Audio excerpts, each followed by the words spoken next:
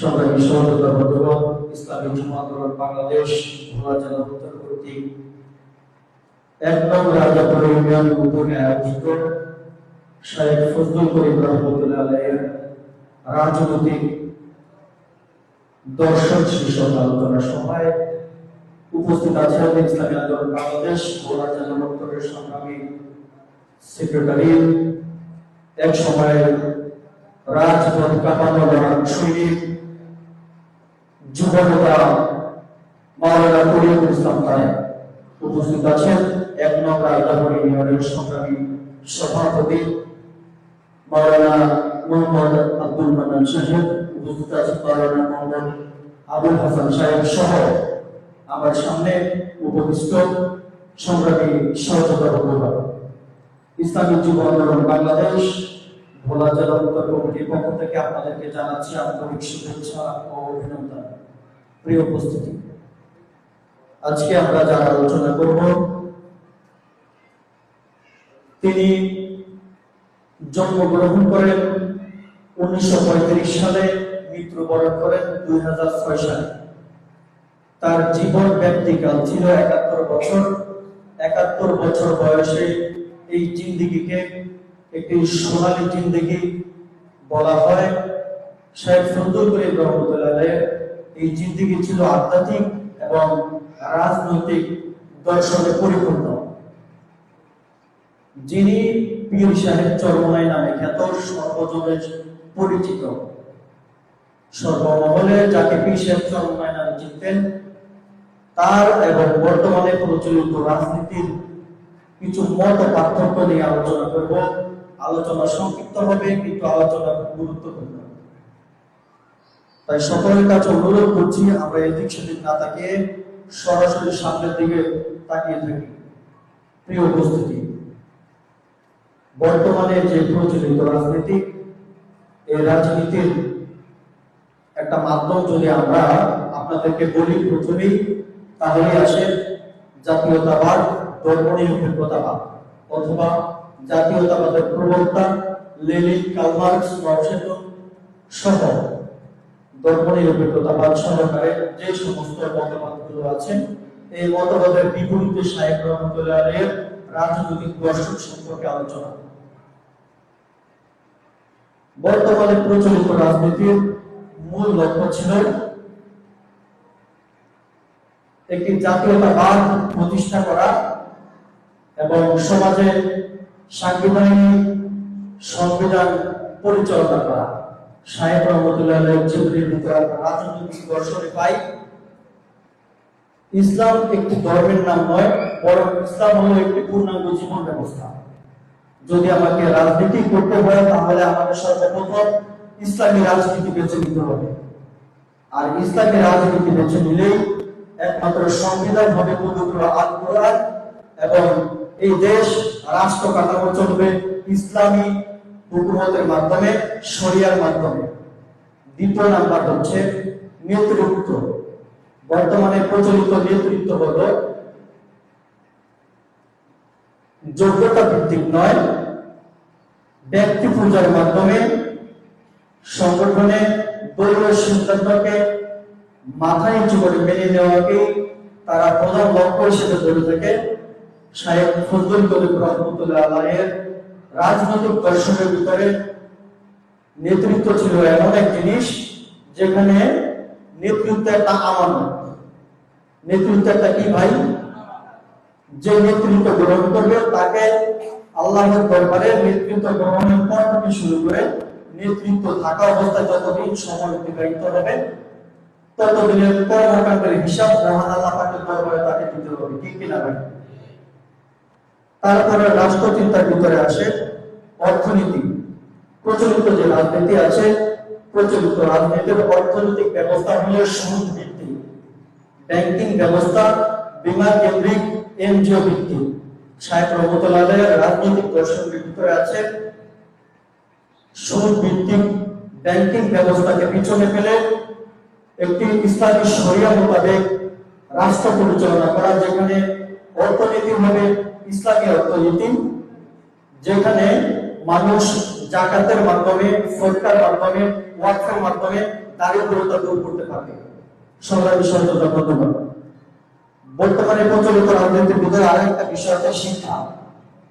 আমরা জানি বর্তমানে সবচেয়ে বেশি দুর্নীতি হয় শিক্ষা খাতে, আর এই শিক্ষা খাতে দুর্নীতিগুলো সবচেয়ে বেশি করে যারা শিক্ষিত তারা, কথা ঠিক কিনা বলতে পারে, কলমের খোঁচার মাধ্যমে যারা শিক্ষিত তারা সবচেয়ে বেশি দুর্নীতি করে থাকে। সংগ্রামী সহযোগিতা বন্ধুগণ, সাহেব রহমতুল্লাহ আলাইহি এমন একটা রাষ্ট্র চিন্তা করতেন, এমন একটা দেশের চিন্তা করতেন যেখানে শিক্ষা ব্যবস্থা হবে কোরআনী শিক্ষা ব্যবস্থা, যে শিক্ষা ব্যবস্থার মাধ্যমে কোনো দুর্নীতি থাকবে না, কোনো লুটতরাজ থাকবে না। প্রিয় উপস্থিতি, আর একটা বিষয় হচ্ছে আন্দোলন। অনেকেই মনে করি আমরা জ্বালাপোড়া আন্দোলনের সাহেব রহমতুল্লাহ আলাইহি বিশ্বাস করতেন না। প্রচলিত যে রাজনীতি আছে, এই রাজনীতির আন্দোলনের মূল লক্ষ্য ছিল ক্ষমতা দখল। প্রচলিত রাজনীতির আন্দোলনের মূল লক্ষ্য হল ক্ষমতা দখল। তারা সর্বপ্রথম সহিংসতা, সংঘাত, হরতাল দিয়ে রাজনীতি করত, আন্দোলন করত। সাহেব রহমতুল্লাহ আলাইহি তার রাজনৈতিক দর্শনের ভিতরে উল্লেখ করেছেন, তার রাষ্ট্র চিন্তার ভিতরে ছিল যে এমন একটা আন্দোলন হবে, যে আন্দোলন হবে সর্বসাধারণের জন্য উপযোগী, এবং যে আন্দোলন হবে নৈতিকতার আন্দোলন, যে নৈতিকতার মাধ্যমে সমাজের প্রত্যেক মানুষ নীতি নির্ধারকের মাধ্যমে আগে নিজে পরিবর্তন হবে, এরপরে সমাজকে পরিবর্তন করবে। সংগ্রামী সহযোগিতা বন্ধুগণ, আমরা সবাই জানি সাহেব রহমতুল্লাহ আলাইহি 2006 সালে ইন্তেকাল করেন। এর মধ্যে তিনি ইন্তেকালের পূর্বেই বাংলাদেশের রাজনৈতিক অঙ্গনে প্রসারতার জন্য অনেকগুলো এজেন্ডা বাস্তবায়ন করে গেছেন। তার মধ্যে 1987 সালে তিনি ইসলামী শাসনতন্ত্র আন্দোলন নামে যে সংগঠন পরিচালনা করেন, যেটা বর্তমানে ইসলামী আন্দোলন বাংলাদেশ নামে খ্যাত।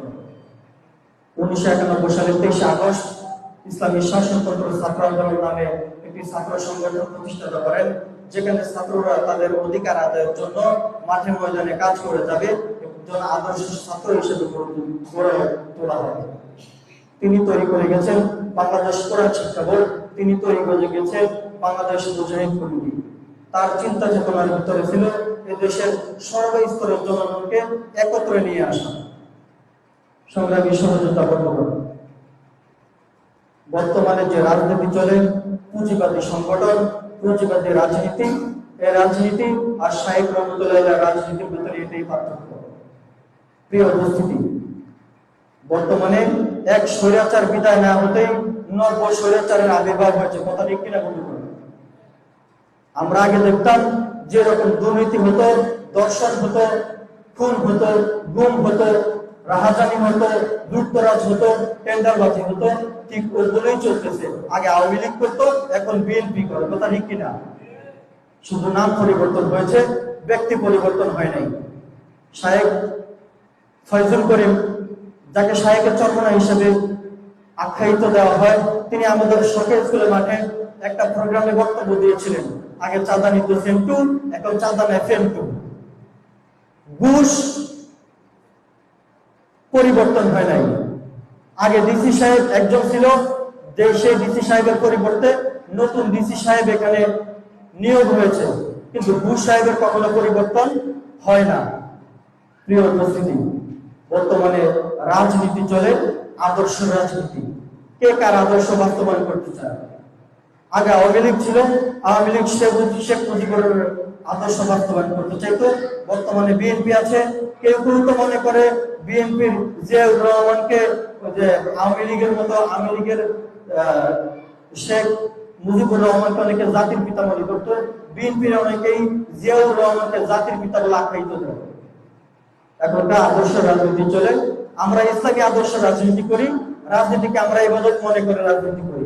নামাজ যেরকম ফরজ বলে আমরা যেমন ইবাদত মনে করি, নামাজ আমাকে পড়তে হবে, ঠিক তেমনিভাবে আমরা ইসলামী রাজনীতি করি। রাজনীতিকে আমরা ইসলামী ব্যবস্থার সর্বোচ্চ মূলনীতি হিসেবে ব্যবহার করি। প্রিয় উপস্থিতি, একটি কথা বলে শেষ করছি। সংগ্রামী সহযোগিতা বন্ধুগণ, একটি কাঠামো তৈরি করতে অথবা একটি বিল্ডিং তৈরি করতে যেমন সিমেন্টের প্রয়োজন হয়, রডের প্রয়োজন হয়, কিছু ইটেরও প্রয়োজন হয়। কথা ঠিক কিনা বন্ধুরা? প্রিয় উপস্থিতি, অনেক ইট মাটির নিচে দেওয়া হয়। আপনারা হয়তো বা দেখে থাকবেন আপনাদের এলাকায় যে বিল্ডিং ঘরগুলো আছে, এই মসজিদ তৈরি করতে মাটির নিচে অনেক ইট দেওয়া হয়েছিল। কথা ঠিক কিনা? কেন দেওয়া হয়েছিল? যদি ভিত্তি প্রস্তরের সময় মাটির নিচে ইট না দেওয়া হয়, তাহলে যে কোনো সময় বাতাস এটা টলে পড়তে পারে। তেমনি ভাবে যদি ইট মনে করতো আমার সৌন্দর্য দেখানোর জন্য আমি বাইরে থাকবো, মাটির নিচে যাব না, তাহলে পশ্চিমকালেও সুন্দর অট্টালিকা কখনো তৈরি হতো না। কথা ঠিক কিনা বন্ধু? প্রিয় উপস্থিতি, আন্দোলনের এ পথ খুবই কণ্ঠকাঠিন্য পথ। আন্দোলনের এ পথ খুবই সংকীর্ণ, খুব পিচ্ছিল পথ। এখানে আপনাকে সাবধানতার মাধ্যমে অবলম্বন করতে হবে, খুব বিচক্ষণতার মাধ্যমে আপনাকে পা ফেলতে হবে। প্রিয় উপস্থিতি, আন্দোলন করতে গেলে গান জড়াতে হবে, রক্ত জড়াতে হবে, জীবন দিতে হবে। যদি আপনি ঘাম না জড়াতে পারেন, যদি রক্ত না জড়াতে পারেন, জীবন না দিতে পারেন, তাহলে বাংলাদেশের ইতিহাসে কখনো ইসলামী হুকুমত প্রতিষ্ঠিত হবে না, হবে না। প্রিয় উপস্থিতি, আন্দোলনের পথকে সুগম করার জন্য, আল্লাহর জমিনে আল্লাহর দ্বীন বাস্তবায়ন করার জন্য যদি রক্তের প্রয়োজন হয় রক্ত দিব, জীবনের প্রয়োজন হলে জীবন দিতে প্রস্তুত আছি কারা কারা? আল্লাহ তাআলা আমাদেরকে আল্লাহর জমিনে আল্লাহর দ্বীন বাস্তবায়ন করার জন্য জীবনের প্রয়োজন হলে জীবন দেওয়ার তৌফিক দান করুন। সকলকে শাহাদাতের মৃত্যু নসিব করুন। ওয়া মা তাওফীকি ইল্লা বিল্লাহ।